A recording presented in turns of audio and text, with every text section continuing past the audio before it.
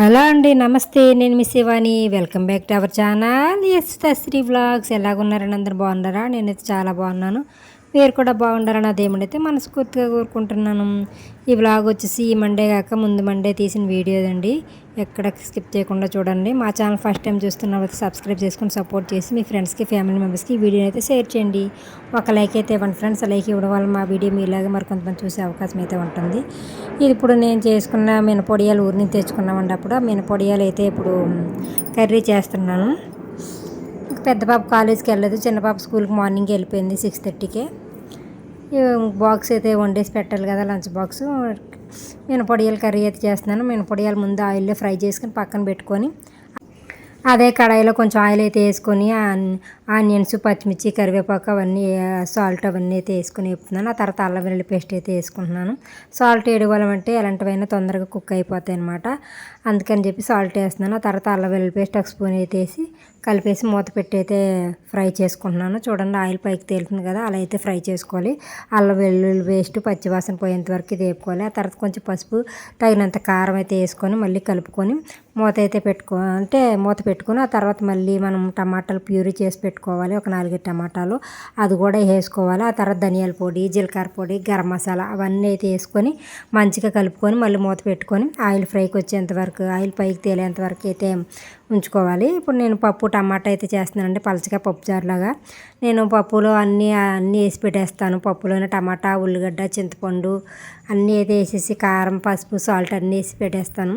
ఇప్పుడు అందులో వచ్చిన చింతపండు అంతా తీసేసి పక్కనైతే పెట్టుకొని మొత్తం కవ్వంతో అయితే షేక్ చేసుకుంటున్నాను.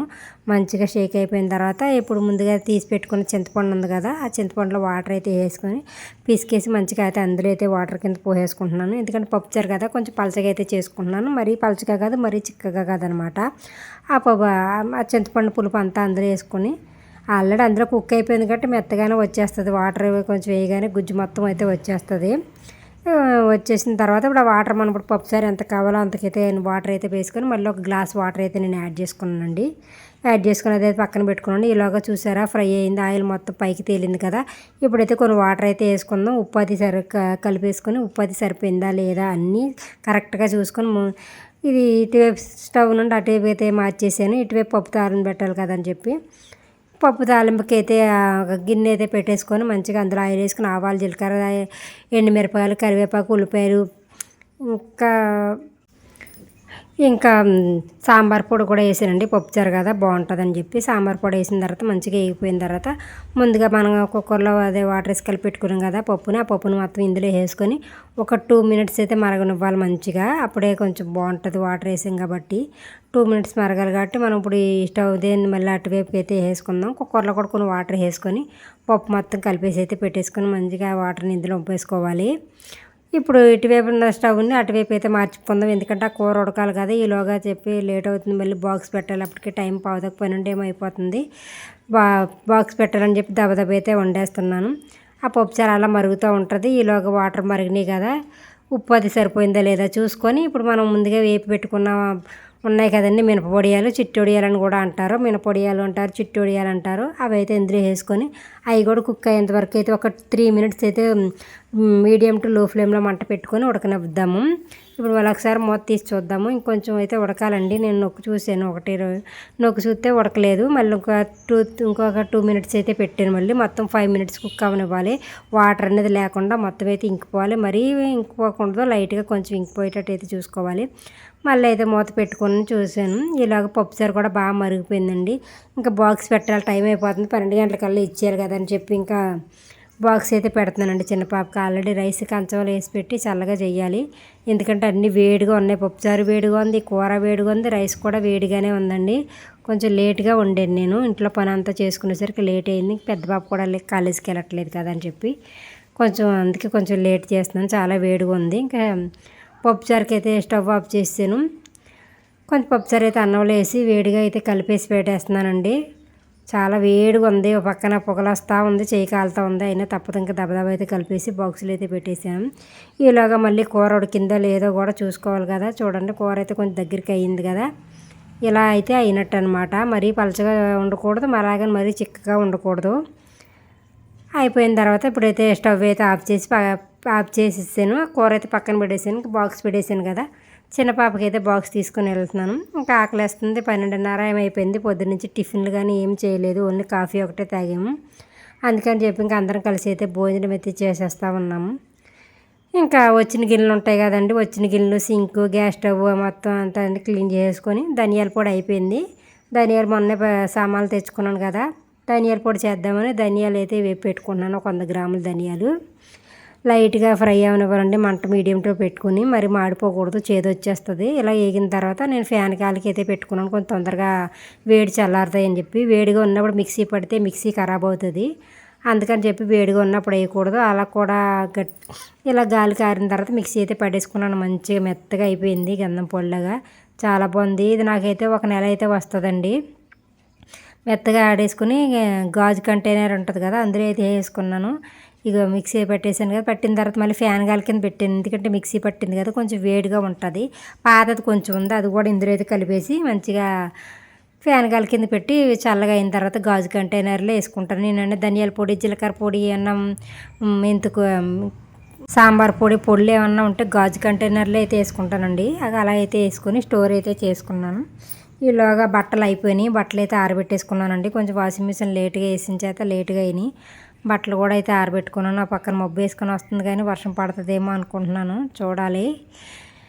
ఇంకా చూసారా మా ఇంటి ఎదురుగా కన్నయ్య ఎంత నీట్గా బాగా సదురుకు పెట్టుకున్నాను. మొక్కలు అవన్నీ అయితే పెట్టుకుని, ఆ డబ్బా ఆయిల్ టిన్స్ ఉంటాయి కదా, వాటికైతే పెయింట్ వేసుకొని, అందులో అయితే క్రేపర్స్ లాంటివి ఉంటాయి కదా, ఆ మొక్కలు అయితే వేసుకున్నారు. వాటి పేరు అయితే నాకు సరిగ్గా తెలియదు. ఇంకా మా వారు భోంచేసి కార్లో అయితే ఇంకా ఆఫీస్కి అయితే వెళ్ళిపోయారు, వర్షం పడేలా ఉందని చెప్పి. ఇంకా కొంచెం అన్నం అయితే పొద్దున ఉంది కదా, అదైతే ఊడ్చేసి మళ్ళీ ఒక గ్లాస్ రైస్ అయితే పెడుతున్నానండి. టైం అప్పటికి వచ్చేసి 2:30 అవుతుంది. ఆల్రెడీ 12:30కే తిన్నాం కదా, మళ్ళీ లేట్గా తింటామని చెప్పేసి ఇంకా మళ్ళీ ఒక గ్లాస్ రైస్ కడిగేసి స్టవ్ మీద అయితే పెట్టేసాను. మా వారు వస్తారు, ఆఫీస్కి వెళ్ళారు కదా, అందుకని చెప్పి కడిగేసి అయితే పెడుతున్నాను. ఒక గ్లాస్కి 2 గ్లాసులు వాటర్ వేసుకొని ఒక 4 విజిల్లు వచ్చేంతవరకు అయితే ఉంచుకుంటాను అనమాట నేను. ఇంకా రైస్ అయితే వెలిగలేదండి, మా వారు వచ్చే ముందు వెలిగిస్తాను, కొంచెం వేడిగా ఉంటుందని చెప్పి, ఆకలేస్తుందని చెప్పి. ఇంక దేవుడు మళ్ళీ అట్టుపళ్ళు గట్ట తెచ్చినవి అయితే ఉంటాయి కదా, అవి అయితే తింటున్నానండి. కళ్ళజోడు పెట్టుకున్నాను, ఎందుకు అనుకుంటున్నారా, వీడియో ఎడిటింగ్ ఏదో ఉంది, చిన్న వీడియో, అందుకని చెప్పి కళ్ళజోడు అయితే పెట్టుకున్నానండి. కొంచెం కొత్తగా కనిపిస్తున్నాను కదా నేను చూడడానికి. ఇంకా అరటిపండు అయితే తినేస్తున్నాను అనమాట, ఆకలేస్తుంది. ఓ పక్కన అయితే మబ్బు వేసుకొచ్చింది, మళ్ళీ బట్టలు అయితే తీయాలండి. వర్షం పడిందంటే దబదబా ఆల్రెడీ చిన్న చినుకులు పడుతున్నాయి, అందుకని చెప్పి లోపల ఉన్న బాల్కనీ కార్ దగ్గర అయితే వైర్ ఒకటి ఉంది కదా, వైర్ దగ్గర అయితే బట్టలన్నీ జరిపేసుకుంటున్నాను. మా వారు ఆల్రెడీ వచ్చేసి కార్ అయితే పెట్టేశారనమాట. ఇంకా రైస్ కూడా వండేసాను మా వారికి. ఇంక బట్టలన్నీ దబదబా పక్కకి అయితే జరిపేస్తున్నాను. చూసారా, చిన్న తుపర్లు అయితే పడతా ఉన్నాయి. ఆ చెట్టుకి చూడండి ఎన్ని సీతాఫలాలు ఉన్నాయి. ఈ సంవత్సరం మొత్తం ఆ చెట్టుకాయలే మేము తింటామన్నమాట. ఇంకా అలా అందరూ భోజనం చేసిన తర్వాత సాయంత్రం అయిపోయింది. ఇంక ఇల్లు గుమ్మాలు అన్నీ ఊడ్చుకోవాలి కదా, ఇంకా ఊడ్చుకుంటా ఉన్నాను అనమాట. బయట లోపలన్నా ఊడ్చేసరికి నిజంగా ఒక 25-30 మినిట్స్ పడుతుందండి నాకైతే. అంత నీట్గా ఊడ్చుకోవాలి, ఎందుకంటే రోడ్డు పైన అన్నీ లోపలికి గేట్ లోపలికే వస్తాయి అన్నమాట. 5:30 అవుతుంది. చిన్న పాపను తీసుకురావడానికి వెళ్ళొచ్చి చిన్న పాపని అయితే తీసుకొచ్చాను.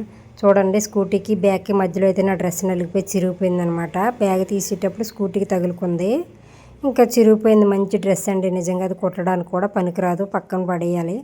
మా చిన్న అమ్మాయి వచ్చి ఫ్రెష్ అయిపోయింది. నేను ఇంకా కాఫీ పొద్దున్న సాయంత్రం కాఫీ కంటిన్యూ ఉండాలండి నాకు, లేకపోతే మన బండి నడదు అనమాట, బుర్ర పని చేయదు. కాఫీ తాగితే కానీ ఇంకా సాయంత్రం పనులు చేయాలి.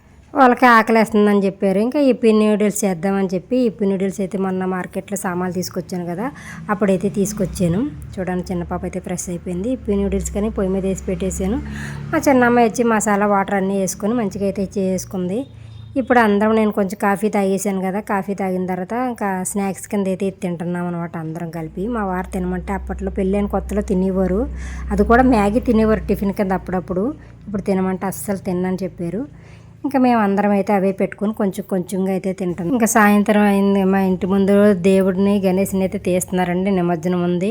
ఇంకా సౌండ్కి ఏమీ వినబడదు. పిల్లలు వెళ్ళి అక్కడికైతే డ్యాన్స్ చేస్తూ ఉన్నారు. వినాయకుడిని అయితే తీయాలి కదా, ఇంకా 5 డేస్కి కదిపేసారని చెప్పాను కదా, 6 డే అయితే తీస్తూ ఉన్నారు. వాళ్ళ పనిలో పిల్లలు అక్కడైతే ఉంటే నేను ఇంట్లో ఇంకా వంట అది చేస్తున్నానండి. ఆలుగడ్డ కూర, పెరుగులో కొంచెం గరం మసాలా, ధనియాల పొడి, జీలకర్ర పొడి, కారం, పసుపు, సాల్ట్ వేసి అలా మిక్స్ చేసి అయితే పెట్టుకొని మంచిగా ఆలుగడ్డ కూర అయితే వండానండి, చాలా బాగుంది. ఇంకా బగారా రైస్ కూడా చేశాను, వాటి కాంబినేషన్ అయితే చాలా బాగుంది.